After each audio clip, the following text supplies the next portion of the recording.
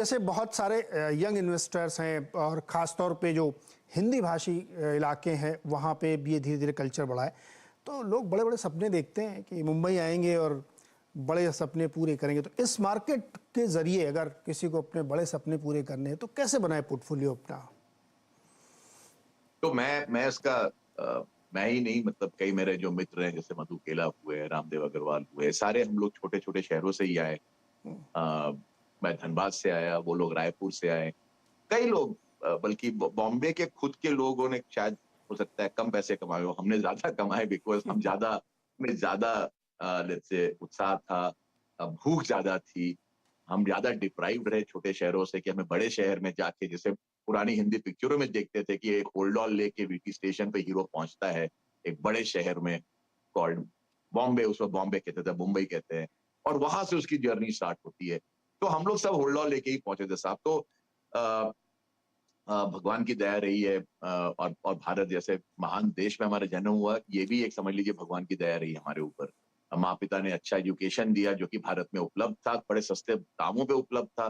तो ये सारी चीजें बन के आज के इन्वेस्टर्स के लिए तो और आसान कर गया, बिकॉज उस वक्त टेक्नोलॉजी नहीं था जो अब है।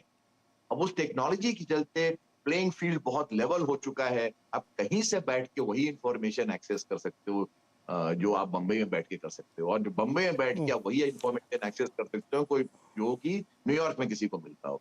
तो आज का जो माहौल है, आज का जो मार्केट है, आज की टेक्नोलॉजी है, वो आज के इन 25 वर्षीय लोगों के लिए इससे बेहतर कोई, मेरे को याद नहीं कोई टाइम होगा जहां पर कि आप आज से अपने अपनी बिल्डिंग के फाउंडेशंस डालेंगे जो आपको अगले 25 साल में और अदर 25 साल के बाद जाके एक बहुत ही बढ़िया लाइफस्टाइल देगी, आपको पैसे देंगे, आपको इज्जत देगा, आपको शोहरत देगा। तो आज से उस निर्माण का आप स्टार्ट करें।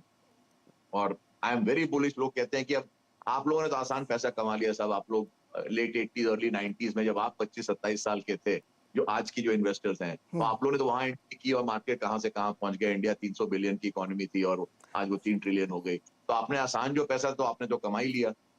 तो मैं ये कहता हूँ ये बात टू सम एक्सटेंट सही है, लेकिन टू अ लार्ज एक्सटेंट गलत है, क्योंकि अपॉर्चुनिटीज का जो स्केल एक सर्टेन साइज के आने के बाद आता है साहब, वो 300 बिलियन पे अपॉर्चुनिटी नहीं आ सकती जो 3 ट्रिलियन पे आई। जो 6 ट्रिलियन पे अपॉर्चुनिटीज आएंगी वो 3 ट्रिलियन पे नहीं आएंगी। तो अपॉर्चुनिटी का साइज और स्केल ही बढ़ जाता है। एंड जितनी अपॉर्चुनिटी है आपके पास उतना ही मनी मेकिंग आपके पास रास्ते खुल जाते हैं।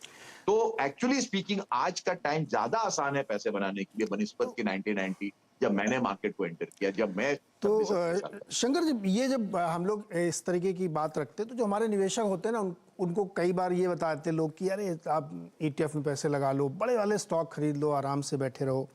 लेकिन उनके अंदर साहब आपने एक भूख होती है आगे बढ़ने की, बड़ी वेल्थ क्रिएट करनी है उनको, सिर्फ पैसा नहीं बनाना, वेल्थ बनानी है, मोटा पैसा बनाना है।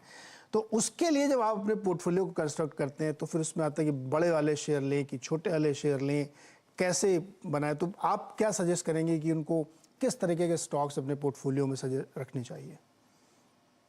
तो साहब ये तो आप समझ लीजिए, अगर आप दाल बना रहे हैं तो दाल में ऐसा तो नहीं सिर्फ आप मिर्च डाल सकते हैं, सिर्फ आप हल्दी डाल सकते हैं, सिर्फ आप नमक डाल सकते हैं। आपको एक मिक्स करना पड़ेगा जो एक ऑप्टिमम मिक्स होता है एक बढ़िया दाल बनाने की। पोर्टफोलियो भी बिल्कुल वही है साहब। आप ये नहीं कह सकते मैं सारे लार्ज कैप ही लेके रख दूंगा जहां पर सेफ्टी है और विजिबिलिटी है, गवर्नेंस है, वो सारी अच्छी अच्छी बातें हैं जो किसी कंपनी में होनी चाहिए और बेशक होती भी है। ना ही आप ये कह सकते सारी स्मॉल कैप पे जाके डाल दूंगा, बिकॉज स्मॉल कैप की जर्नी बहुत ही कठिन है, बहुत ही उतार चढ़ाव है। उसके ज्वार भाटों से निकलना, उनको सहन करना, उनको टॉलरेट करना ब्लड प्रेशर के लिए ठीक नहीं है। बहुत ही अनुकूल नहीं है साहब। मैं कर चुका हूँ बहुत वर्षों से, तो मैं ये बात ही आपको मैं कॉन्फिडेंस के साथ कह सकता हूँ कि आसान रास्ता नहीं है स्मॉल कैप्स का।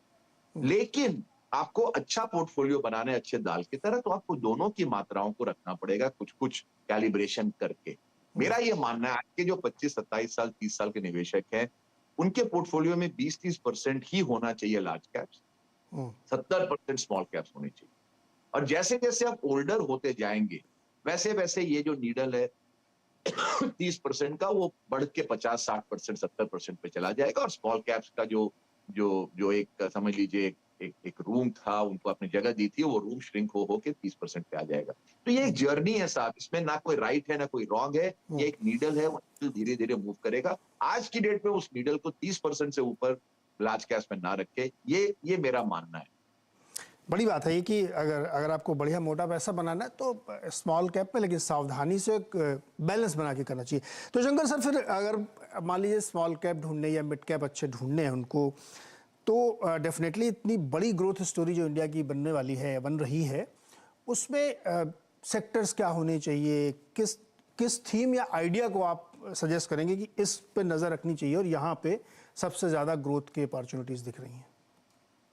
ठीक है, बड़ी बड़ी अच्छी बात आपने पूछी है मेरे से, और इसका जवाब दो तरीके से दूंगा मैं। कि एक है कि पहली बात, आप एक पोर्टफोलियो के अप्रोच से चलें। आप ये ना सोचें कि ऑल और नथिंग करना है। मेरे अपने अपने इन्वेस्टिंग जर्नी में सबसे बड़ी गलतियां जो की, जो शायद आज मैं देखता हूं तो मुझे लगता है मेरे से ज्यादा बेवकूफ इंसान कोई नहीं था। जब मैंने अपनी जवानी में 90s में, जब लेट 20s में, अर्ली 30, तो मैंने बहुत ऑल और नथिंग ट्रेड्स किए।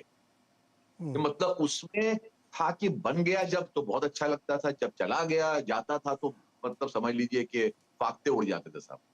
वो बहुत बेवकूफाना एक इन्वेस्टिंग स्ट्रैटेजी थी हमारी, मेरी और मेरे तरह बहुत लोगों की ऐसी रहती होगी, आज भी रहती है। वो अप्रोच बिल्कुल रॉन्ग था, वो अप्रोच बिल्कुल फ्लॉड था। एंड ओवर टाइम मेरी लर्निंग, मेरी सीख ये है कि आप एक पोर्टफोलियो अप्रोच पे चले, जहां पर के आप कम से कम 20 स्टॉक अपने पोर्टफोलियो में रखे। मेरा मेरा तो मानना है कि बल्कि आप बेशक 30 स्टॉक रखे, जिसमें 2-2, 3-3, 4-4% की जगह ही रखें एक स्टॉक के ऊपर। और ये एक मैराथन रेस की तरह देखिए कि शुरुआत में 70, 75, 100 लोग होते हैं, और उसके बाद आप देखेंगे 5 से 10 माइल के बीच में वो भीड़ छंट सी जाती है। 5, 10, 15 रनर्स ब्रेकआउट हो जाते हैं, बाकी रनर्स बीच में क्लस्टर करते हैं, कुछ रनर्स बिल्कुल पीछे हो जाते हैं। तो आप उन पीछे वाले रनर्स को निकाल दें, बिकॉज ये बिल्कुल नामुमकिन है, असंभव है कि वो जो लास्ट चल रहा हो 10वीं माइल पे, वो सडनली जाके फर्स्ट आ जाने वाला है 26वें माइल पे। शायद इतिहास में कभी भी ना हुआ हो, या होगा भी तो बहुत उसकी कम लेट्स से प्रोबेबिलिटी है। तो उनको आप एलिमिनेट कर दें, और वो पैसे जो निकल जाते हैं वो आप मिडिल ग्रुप पे थोड़ा डालें और ज्यादा जो विनिंग ग्रुप पे आप डाल दें। ये अगर आप करेक्ट। सिस्टमैटिकली स्ट्रैटेजी को लेके चलेंगे साहब, तो वो गलतियां नहीं करेंगे, उस ज्वार भाटे से नहीं गुजरेंगे जहां से मैं गुजरा हूं और कई निवेशक गुजरते हैं। तो ये कैलिब्रेटेड अप्रोच है, बैलेंस्ड अप्रोच है, जिससे कि आप शुरुआत में आपको मालूम नहीं मैराथन जीतेगा कौन, तो आपने थोड़ा थोड़ा बेट सब पर ले लिया, और फिर जैसे रेस प्रोग्रेस करता गया, आपने उस अपने बेट्स को बढ़ाया बेस्ड ऑन उसकी परफॉर्मेंस कैसी चल रही है। बस ये बड़ा सिंपल सा मैंने आपको एक, और रनिंग तो सबको मालूम है आज की डेट में, भारत में आप सारे मैराथन देखें तो हजारों लोग उसमें भाग लेते हैं। सबको मालूम जी, है कि शुरुआत सारे लोग उत्साह से चलते हैं, लेकिन धीरे धीरे करके वो भीड़ छटती जाती है। आपको वो छटी हुई भीड़ के ऊपर अपने बेट्स बढ़ाते रहिए as the journey keeps progressing. बिल्कुल। वो रेस में आगे कैसे रहना, कैसे जीतना, ये हमने सीख लिया। मैं यहाँ पे एक छोटा सा ब्रेक लूँगा। ब्रेक के बाद मैं शंकर सर से ये जानना चाहूँगा कि फिर थोड़ा और स्पेसिफिक जाएँ तो वो सेक्टर्स कौन से होंगे, वो आइडियाज़ कौन से होंगे जो इस दौर में, इस वक्त सबसे बढ़िया है, जहाँ पे आपको पैसा लगाना चाहिए। बहुत ही छोटे से ब्रेक के बाद।